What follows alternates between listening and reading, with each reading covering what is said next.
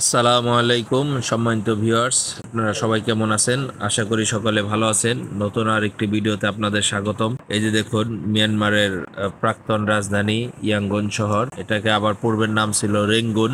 যাই হোক, দেখুন তাদের শহরটা কত সুন্দর এবং তাদের রাস্তাঘাট কত প্রশস্ত এবং তাদের গাড়িগুলা।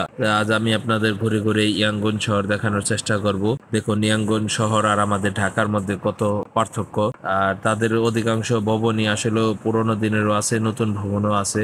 দেখুন রাস্তার পাশে কি সুন্দর প্রাকৃতিক পরিবেশ, গাছপালা আর ট্রাফিক সিগন্যাল গুলাও খুব। আমি আসলে ইয়াঙ্গন ছিলাম 5 দিন। 5 দিনে আমি কোনো মোটর বাইক দেখি নাই। ইয়াঙ্গন শহরে মোটরসাইকেল নিষিদ্ধ, অনলি শুধু ট্রাফিক পুলিশ চালাইতে পারে। এই যে দেখুন সিগন্যাল, সবুজ সিগন্যাল হয়েছে, এই যে গাড়িগুলো চলতেছে, আর লাল সিগন্যাল হইলে গাড়িগুলো অটোমেটিক দাঁড়ায় যায়। এই যে তাদের, আমাদের ঢাকা শহরের গাড়িগুলোর চাইতে তাদের পাবলিক ট্রান্সপোর্ট অনেক উন্নত। যাই হোক, এই যে দেখুন কত সুন্দর গাছ আর কত চওড়া রাস্তা এবং ডিভাইডেড দেওয়া ও অনেক সুন্দর শৃঙ্খলা। আর এত যত্রতত্র গাড়ি পার্কিং এবং অযথা হরন কেউ দেয় না।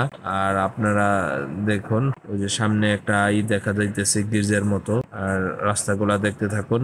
আর মিয়ানমারে যারা ভ্রমণ করবেন, অবশ্যই মিয়ানমারে অনেক, যে কোনো কিছু আপনারা টাকা ভাঙাবেন বা ট্যাক্সি নিবেন, ট্যাক্সি অবশ্যই এখানে গ্র্যাব, একটা অনলাইন অ্যাপস আছে গ্র্যাব, বাংলাদেশে উবার পাঠানোর মতো। গ্র্যাবটা অনেক জনপ্রিয়, আপনি এটা থাইল্যান্ড মালয়েশিয়াতেও পাবেন। শুরুতে এটা মালয়েশিয়া থেকে আসছে, মালয়েশিয়ান কোম্পানি। গ্র্যাবটা ইনস্টল করে নেবেন। গ্র্যাব কারে গেলে কোনো দামাদামি করতে হবে না। এই গ্র্যাব ট্যাক্সিতে আপনারা বিভিন্ন জায়গায় যেতে পারবেন। আর সব কিছুর ক্ষেত্রে যেগুলো আপনারা নর্মালি অনলাইন ভিত্তিক বাদে, যেমন টাকা ভাঙানোর ক্ষেত্রে বা কোনো কিছু কেনাকাটার ক্ষেত্রে যেগুলো আর কি অনলাইন ছাড়া সুপার শপ বাদে, সেক্ষেত্রে আপনারা একটু দামাদামি করে নেবেন। মানে এখানে দামাদামি প্রচুর চলে। যেমন আমি এর পূর্বে হোস্টেলে ভিডিও দিছিলাম, আমি যেই টাকায় রুম ভাড়া নিছি সেম টাকা আরেকজন নিছে, ওনারে ব্রেকফাস্ট দেয় নাই, কিন্তু আমার ব্রেকফাস্ট ছিল। আর আমারও আরো বেশি চাইছিল ভাড়া, আমি দামাদামি করে হোস্টেল নিছি। আসলে ভিউয়ার্স, রাজনৈতিক অস্থিরতা জানা সত্ত্বেও মিয়ানমার অনেক আগ্রহ নিয়ে আসি ঘুরতে। আমরা শুরুতে 4 জন আসতে চাইছিলাম, পরে সবাই পিছপা হতে হতে লাস্টে আমি একা পড়ে যাই। তার জন্য খুব হতাশায় ভুগি, কিন্তু কোনো সমস্যা হয় নাই, চলে আসছি একাই। তবে এখানে কোনো পুলিশ, আর্মি, বিডিআর এরকম কিছুই দেখলাম না। শৃঙ্খলা মতোই সবকিছু চলতেছে দেখতে পেলাম। যাই হোক, আর একটা গুরুত্বপূর্ণ কথা, মিয়ানমার এসে পরের দিন আমি যে একটা বড় মারাত্মক ধরনের একটা ধরা খাইছি, স্ক্যামের শিকার হয়েছি। সেটা হলো ডলার বাঙ্গাইতে গিয়ে। আসলে ফিলিপিনের এক লোকের সাথে এরকম হয়েছে, ও আমারে তার এক্সপ্রেসটা শেয়ার করছে। তা আমিও আপনাদের এই মিয়ানমার ঘোরার কিছু টিপস আপনাদের মাঝে শেয়ার করব। এই যে দেখুন তাদের রাস্তাগুলো কত সুন্দর এবং কত সবুজ, দুই ধারে কত গাছপালা, দেখতে আসলে অন্যরকম। আর মিয়ানমার সাধারণত গরমই বেশি থাকে। যাই হোক, আর আমি ডলার, এমন সময় মিয়ানমারে আসি, মিয়ানমারের একটা বড় ওয়াটার ফেস্টিভ্যাল উৎসব চলতেছিল এখানে। তার জন্য রাস্তাঘাটও মোটামুটি একটু ফাঁকা। আসলে আমাদের মতো তারা উৎসব পালন করে না, তাদের উৎসব বন্ধ মানে বন্ধ, টোটালি সবকিছু বন্ধ। তা আমি মানি চেঞ্জার খুঁজে পাচ্ছিলাম না, সব বন্ধ ছিল। তাই রাস্তার ধারে এখানে ফুটপাতে কিছু হকার টাইপের লোক পাওয়া যায়, তারা মানি চেঞ্জ করে দেয়। যাক, তাদের সাথে আপনারা দামাদামি করে নেবেন এবং কেয়ারফুল থাকবেন। এই যে দেখুন, এটা একটা গোল চক্কর, খুব সুন্দর গোল চক্করটা, এবং রাত্রেও খুব সুন্দর দেখা যায় লাইটিং। দেখুন তাদের ট্যাক্সি গুলা কি সুন্দর। আমাদের গাড়ি এখন সিগন্যালে দাঁড়িয়েছে। যাই হোক, ওই ফিলিপিনের এক গেস্টের সাথে, টুরিস্টের সাথে হয়েছিল, আর $100 জায়গায় $200 নিয়ে নিছিল। পরে ও অনেক বার্গেন্টি ঝগড়াঝাটি করে ওর ডলারটা ফিরে পেয়েছে। তবে ও এটা বলার কারণে, আমি সাধারণত আমার কাছে বেশি ডলার থাকার কারণেও আমি বাকি ডলার গুলা লুকিয়ে $100 নিয়ে, এবং হোস্টেল থেকে 2জন লোকাল গাইড নিয়ে যাই ডলার চেঞ্জ করতে। আমার সাথেও আসলে লাস্টে আমিও প্রতারণার শিকার হয়েছি। ওরা আমাকে মিয়ানমারের কারেন্সি $1,00,000 কম দিছে।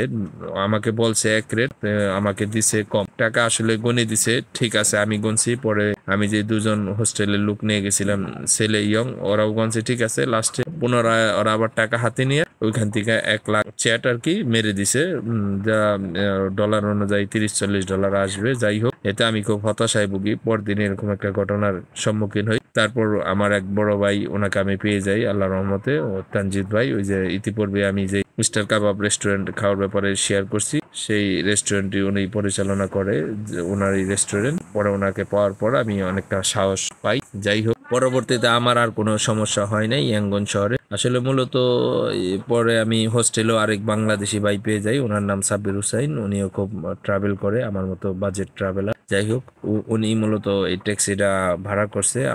উনি ইচ্ছে পোষণ করছে যে নেপাল এম্বাসিতে যাবে, যদিও জানা মতো এম্বাসি বন্ধ। তারপর ভাবলাম যে দুজনে আসি, বোরিং ফিল করতেছি, যাই একটু ঘুরিয়ে বেরিয়ে আসি বাইরে কোথাও থেকে, ইয়াঙ্গন শহরটাও দেখা যাক। যে কথা সেই কাজ। আমরা গেলাম। এই যে দেখুন একটা ভবন কি সুন্দর। তবে আমরা গিয়ে দেখি ইসের আপনার নেপাল এম্বাসিও বন্ধ।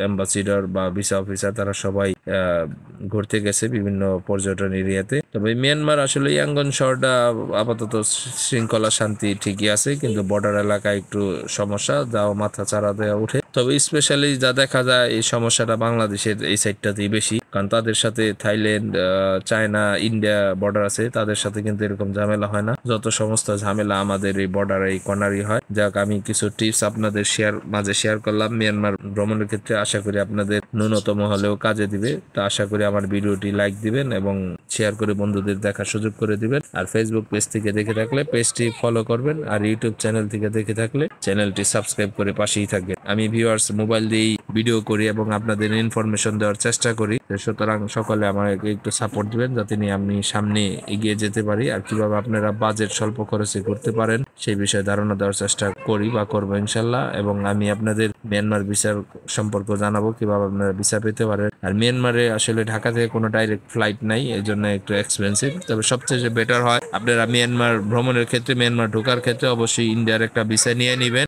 অথবা মিয়ানমার থেকে বের হওয়ার ক্ষেত্রেও ইন্ডিয়ার একটা ভিসা নিয়ে বের হতে পারেন। মিয়ানমারে ইন্ডিয়ান ভিসা মিয়ানমার থেকে ফ্রিতেই পাওয়া যায়, একদিন পরে আপনারা পেয়ে যাবেন। আর বাংলাদেশ থেকে নিতে গেলে তো জানেন একটা খরচ দিতে হয়, বা অনেক সময় ভিসা হয় না। আর কলকাতা থেকে ডাইরেক্ট ফ্লাইট আছে সপ্তাহে 2 দিন, কলকাতার টু ইয়াঙ্গন, মিয়ানমার এয়ারওয়েজ, সংক্ষেপে যাকে MAI বলে। আরেকটা ইনফরমেশন দিয়ে রেখে আপনাদেরকে, মিয়ানমারে আমাদের দেশে যেমন লোডশেডিং হয়, মিয়ানমারেও এখন লোডশেডিং হয়। তবে অত লোডশেডিং হয় না, সাধারণত আধা ঘন্টা 1 ঘন্টা এরকম লোডশেডিং হয় দিনে 2-1 বার। তো এই বিষয়টাও আপনারা জেনে রাখলেন। আসলে ভিউয়ার্স, ইন্ডিয়ার ভিসাটা নিয়ে নিলে হবে কি, এক ঢিলে 2 পাখি মারা হবে, একই সাথে দুটো দেশ ভ্রমণ করা হবে। সেই ক্ষেত্রে আপনারাও, আমি দেখিয়েছি কিভাবে আমি ভ্রমণ করেছি, টিকিটটা কোথায় থেকে কাটছি এবং সাশ্রয়ী মূল্যে আপনারা ঘুরে আসতে পারবেন।